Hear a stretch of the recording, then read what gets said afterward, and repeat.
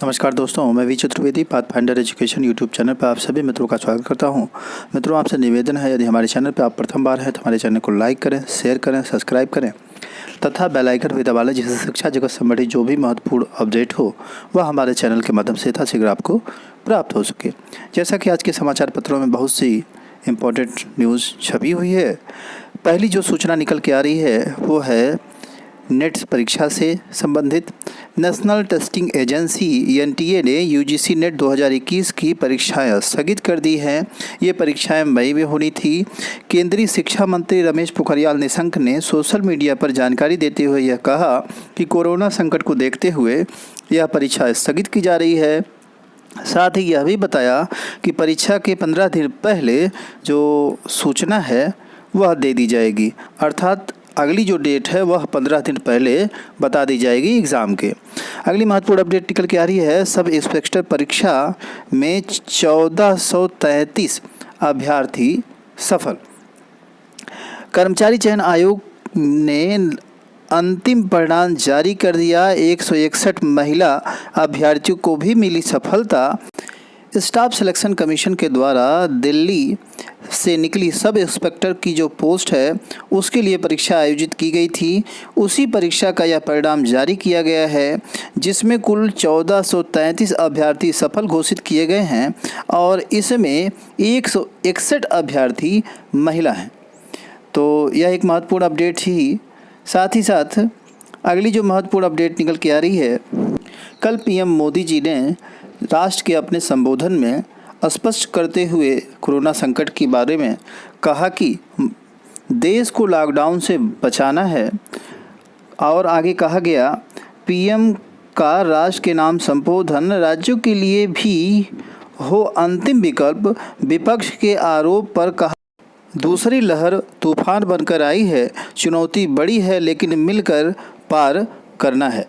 इन्हीं सारी बातों के साथ पीएम जी ने यह स्पष्ट कर दिया कि लॉकडाउन की जो स्थिति है वह अंतिम विकल्प होगा। स्टार्टिंग में ऐसा नहीं किया जाएगा, इससे बचने का प्रयास किया जाएगा और इसके पीछे सबसे बड़ा कारण है जीविका को बचाना।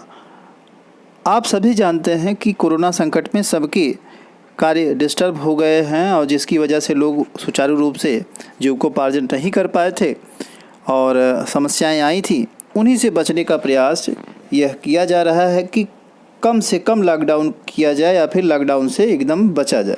अगली महत्वपूर्ण अपडेट निकल के आ रही है, 20 को जिलाधिकारी महोदय की अध्यक्षता में इलाहाबाद नर्सिंग होम एसोसिएशन तथा इलाहाबाद मेडिकल एसोसिएशन के पदाधिकारियों की बैठक हुई, जिसमें जिलाधिकारी द्वारा नर्सिंग होम एसोसिएशन के पदाधिकारियों को निर्देशित किया गया शहर में जो भी प्राइवेट कोविड हॉस्पिटल संचालित है उनको छोड़कर सभी नर्सिंग होम के चिकित्सक अनिवार्य रूप से कोविड-19 के प्रोटोकॉल को ध्यान में रखते हुए ओपीडी के सुचारू रूप से संचालित करना सुनिश्चित करें।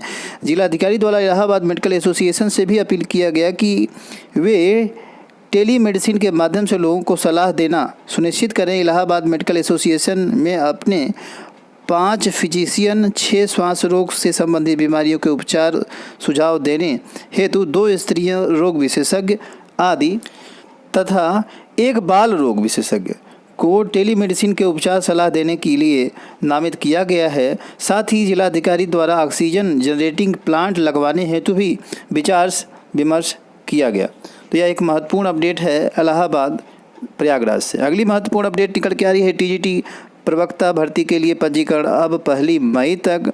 माध्यमिक शिक्षा सेवा चयन बोर्ड ने फिर से एक बार 10 दिन का समय बढ़ा दिया है। अभी तक भर्ती 15 तारीख तक जो है आवेदन होना था भर्ती में, अब इसको बढ़ा करके 10 दिन 1 तारीख तक कर दिया गया है। माध्यमिक शिक्षा सेवा चयन बोर्ड ने एनआईसी के पोर्टल के सही तरीके से काम नहीं करने की वजह से एक बार फिर से आवेदन तिथि बढ़ाई है।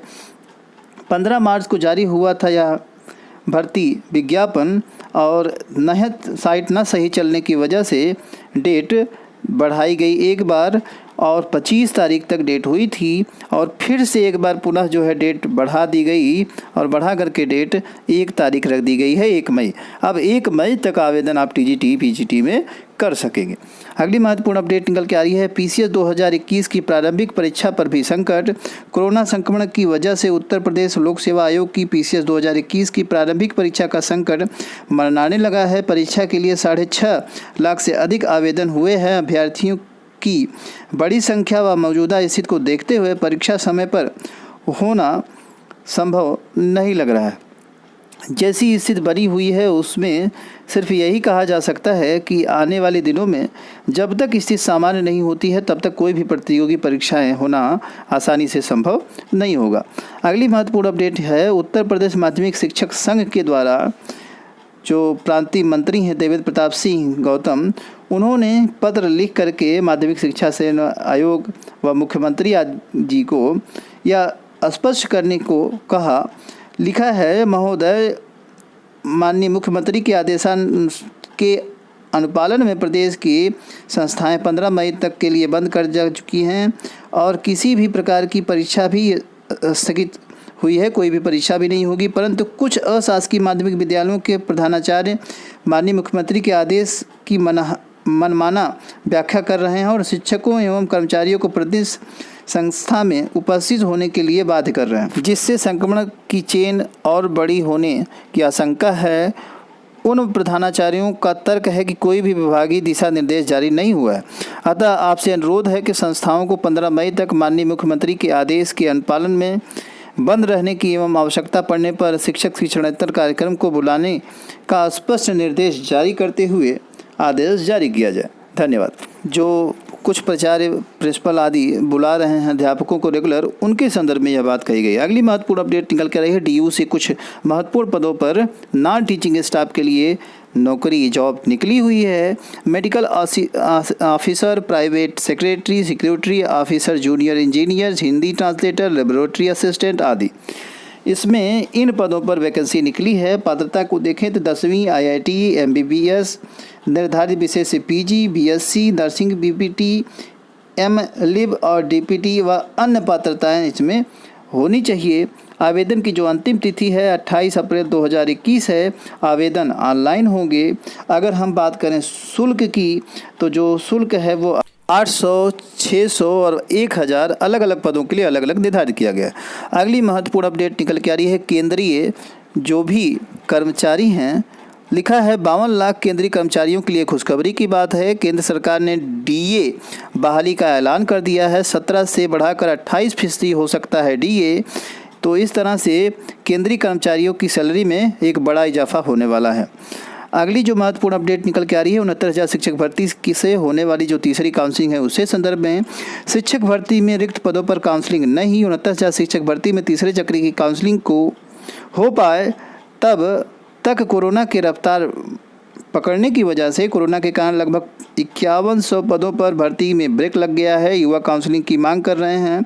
इन पदों पर तीसरे चक्र की काउंसलिंग से पद भरने की घोषणा मार्च के पहले पखवाड़े में की गई थी, लेकिन विभाग की तरफ से कोई भी आदेश अभी तक जारी नहीं हुआ है और आगे भी संभावना बन रही है कि जल्द काउंसलिंग न हो सके। इन्हीं सारी महत्वपूर्ण सूचनाओं के साथ आज की सूचना सुनने के लिए आप सभी मित्रों का बहुत बहुत धन्यवाद। हमारे चैनल को लाइक करें, शेयर करें, सब्सक्राइब करें। Thank you very much.